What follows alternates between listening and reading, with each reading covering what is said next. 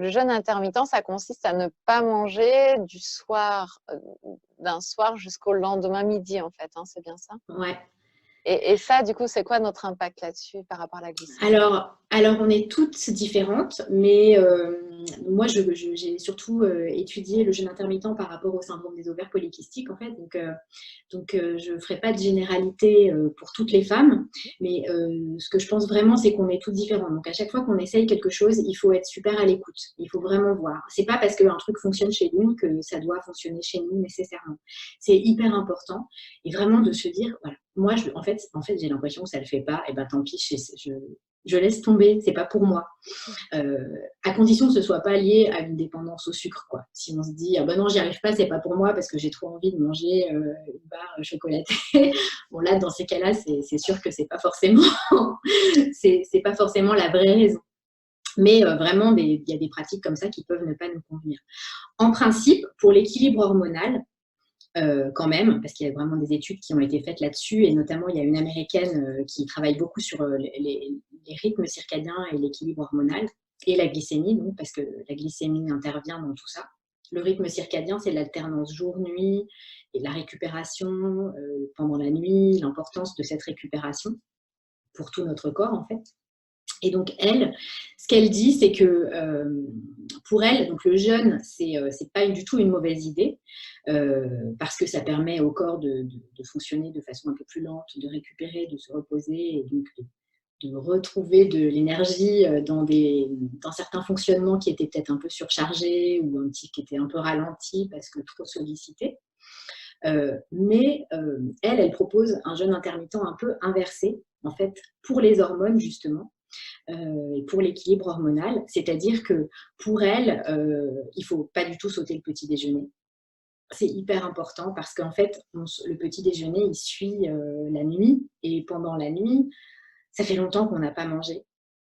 Et si pendant la journée, le corps a essayé de maintenir notre glycémie, si on a eu une glycémie super stable, après tout, ça peut aller parce qu'effectivement, on n'a pas trop de problèmes à ce niveau-là. Mais par contre, si on a fait les montagnes russes, on a une journée de montagnes russes et après, pendant la nuit, 8 heures, 9 heures, sans rien. Donc, on passe clairement en hypoglycémie parce que quand on a eu des montagnes russes comme ça, c'est clair que le corps, il ne revient pas tout seul à un niveau moyen, fluide, etc. Et donc, c'est vraiment indispensable pour repartir sur de bonnes bases, en fait, et avoir l'énergie qu'il faut pour la journée sans être dans les clichés des marques de céréales. Mais, mais vraiment, pour elle, c'est hyper important. Et pourquoi, en fait? Parce que sinon, si on commence à vaquer à nos occupations, voire parfois aller faire du sport, etc., sans avoir mangé, chez les femmes hein, et pour les hormones, et ben, ça représente un stress trop important, en fait, sur le corps. Et donc, le stress, qui dit stress, dit cortisol, et ce dont on a parlé avant. Et du coup, en fait, on commence la journée sur quelque chose de déséquilibré et ça perturbe quand même à terme le rythme du cortisol. Et du Et coup, ça a cette un impact sur la proposition, glycémie. et cette Et donc, proposition sa inversée, proposition, voilà, ouais, c'est... donc le jeûne intermittent inversé. Donc, son idée, c'est donc on prend un petit-déj très adapté à la glycémie. En gros, on essaye pendant la journée d'avoir des prises alimentaires qui quand même réduisent les grandes amplitudes de la glycémie. Et on finit de manger. En fait, on prend un dîner tôt. On essaye de dîner tôt. Dans un premier temps, on ne va pas commencer par quelque chose de très drastique, mais par exemple, on mange à 19h, 19h30 Ah, c'est et pas on si tôt que arrête de ça, manger. alors. Non, mais au début, quand on D'accord. commence.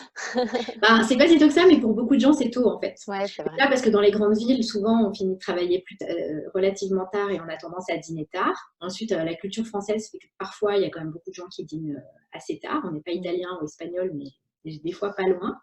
Et du coup, la durée de jeûne nocturne n'est pas toujours aussi longue, en fait, selon les personnes. Il y a aussi des gens qui grignotent devant la télé. Enfin, il y a plein d'habitudes différentes, en fait.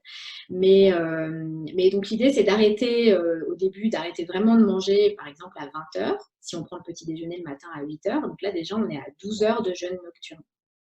D'accord, Et ça, ok. c'est vraiment intéressant. Et puis ensuite, au fur et à mesure, en fait, l'idée, c'est d'avancer cet l'horaire du dernier repas. Donc D'accord. 19h, 18h.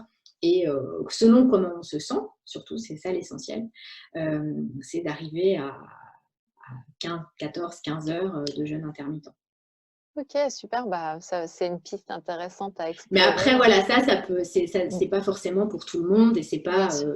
voilà, ça répond à des objectifs assez précis. Enfin, ça doit s'inscrire dans quelque chose qui est un objectif. Si on est en bonne santé, qu'on n'a pas de problème particulier, à part un SPM un peu ennuyeux, il vaut mieux commencer par essayer de prendre d'avoir des prises alimentaires qui soient, des repas qui soient plus équilibrés au niveau pour notre glycémie, Mm. d'expérimenter tranquillement comme ça.